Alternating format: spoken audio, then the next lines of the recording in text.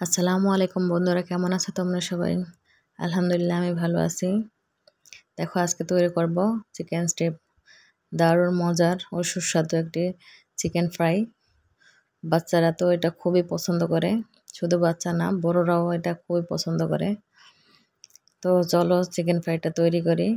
তোমাদের ঘরে থাকা একদম সাধারণ উপকরণ দিয়ে তৈরি এই চিকেন ফ্রাইটা খেতে অসম্ভব মজার, আর বাচ্চারা তো এটা খুবই পছন্দ করে।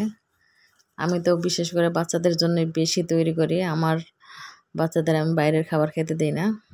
তো বেশি কথা না বাড়িয়ে চলো তৈরি করি। আমি প্রথমে একটা বাটিতে মুরগির মাংস নিয়েছি 250 গ্রাম। বুকের অংশটা নিয়েছি হাড় ছাড়া। দেখো এগুলোকে আমি এখন ম্যারিনেট করার জন্য মশলা অ্যাড করব। প্রথমে দিয়ে দিচ্ছি 2 চামচ পেঁয়াজ বাটা, 1.5 চামচ রসুন বাটা, 1.5 চামচ মতো আদা বাটা, টক দই দিয়ে দিচ্ছি 3 চামচ মতো, শুকনো মরিচ গুঁড়ো দেবো 1 চামচের একটু কম, যার যার স্বাদ মতো ঝালটা যে যেমন খায় দিয়ে দেবা। পরিমাণ মতো হলুদ, একদমই হালকা। ধনে গুঁড়ো দিয়ে দিছি 1/2 চামচ মতো, দিয়ে দিছি গরম মশলা গুঁড়ো, দিয়ে দিছি সয়া সস, আর দিয়ে দিছি ভিনেগার। লবণটা আমি পরে অ্যাড করব, কারণ লবণ আগে দিয়ে দিলে হয় কি পানি ছেড়ে যায়, এজন্য লবণটা পরে দেব। এমনিতে ভিনেগার আর সয়া সস দেয়া, এই জন্য লবণটা পরে দেব। দিয়ে দিচ্ছি 1 টুকরো লেবু চিপে, এবার ভালো করে মিক্সড করে নিচ্ছি। এটা অনেক সুন্দর করে মিক্সড করতে হবে। এবার লবণটা অ্যাড করব।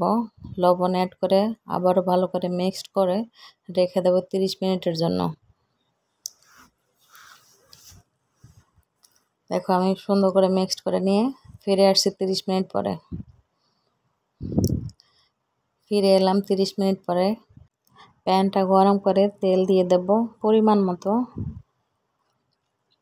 তেল গরম হতে হতে আমি ময়দার মিক্সচারটা তৈরি করে নিচ্ছি। আমি 2 চামচ ময়দা দিয়ে 1 চামচ গোলমরিচ, 1/2 চামচ মতো গুঁড়ো মরিচ আর লবণ দিয়ে ভালো করে মিক্সড করে নিচ্ছি। এটার মধ্যে জাস্ট হালকা কোট করব, চিকেন ফ্রাইয়ের মতো অনেক ভারী করে কোট করব না, হালকা হালকা কোট করে তারপরে ফ্রাই করে নিচ্ছি। ভিডিওটা ভালো লাগলে অবশ্যই একটা লাইক, একটা কমেন্ট করে চ্যানেলটাকে সাবস্ক্রাইব করে দিও। তোমাদের একটা কমেন্ট আমাদের অনেক উৎসাহ দেয় ভিডিও তৈরি করতে, তাই দয়া করে একটা লাইক কমেন্ট করো। তোমরা যারা সাবস্ক্রাইব করেছো তাদের অসংখ্য ধন্যবাদ, আর যারা আমার চ্যানেলে নতুন আছো অবশ্যই একটা সাবস্ক্রাইব করে দিও। দেখো এইভাবে আমি সবগুলো কোট করে নিচ্ছি। এদিকে তেলটাও গরম হয়ে আসছে। আমি একে একে প্যানে সবগুলো দিয়ে দিচ্ছি। এপুট উলট পালট করে লাল লাল করে ভেজে নেব। অনেক বেশি ভাজবো না, যাতে বেশি হার্ড হয়ে যায়। হার্ড হলে জুসি ভাবটা থাকে না, চিকেনটা খাওয়ার মজাই থাকে না। আমি জাস্ট হালকা লাল করে ভেজে নেব। তোমরা দেখতেই পাবে আমার চিকেনটা অনেক জুসি একটা ভাব থাকবে আর খুব সুন্দর ফ্লেভারফুল।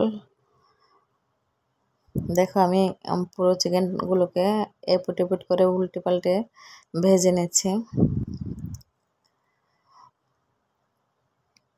তোমরা যারা এখন আমার চ্যানেলটাকে সাবস্ক্রাইব করে নাই দয়া করে সাবস্ক্রাইব করে দিও। আর ভিডিওটা ভালো লাগলে একটা লাইক কমেন্ট করো। ভালো না লাগলেও দেখো, দেখতে দেখতে অবশ্যই ভালো লাগবে। দেখো আমার চিকেনটা প্রায় হয়ে গেছে। আমি এবার এগুলোকে তুলে নেব।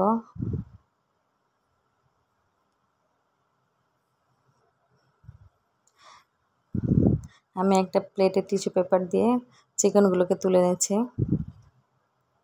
আর তোমাদের কেটে দেখাচ্ছি চিকেনগুলো কতটা জুসি হয়েছে আর খুব সুন্দর ফ্লেভারও ছিল। দেখো আমি একটা পাত্রে মেয়োনিজ নিয়ে নিয়েছি 2 চামচ মতো, দিয়ে দিচ্ছি chilli sauce, green chilli sauce আর টমেটো কেচাপ দিয়ে সুন্দর করে মিক্সড করে নিয়েছি। এই সসটা খেতে বেশি ভালো লাগে, আলাদা আলাদা টমেটো সস আর ইয়ের থেকে টমেটো আর মায়োনেজটা মিক্সড করে নিলে এই সসটা খুব বেশি ভালো লাগে আমার। তো আমি এই জন্যই সসটা তৈরি করে নিলাম। এবার তোমাদের কেটে দেখাচ্ছি। ওয়াও, খুব সুন্দর কালারও আসছে আর খুব ইয়ামি হয়েছে। তো তোমরা সবাই ভালো থাকো, বাসায় এভাবে সুন্দর সুন্দর রেসিপি তৈরি করে বাচ্চাদের খাওয়াও। অবশ্যই একটা লাইক কমেন্ট শেয়ার করে দিও। সবাই ভালো থাকো, আল্লাহ হাফেজ।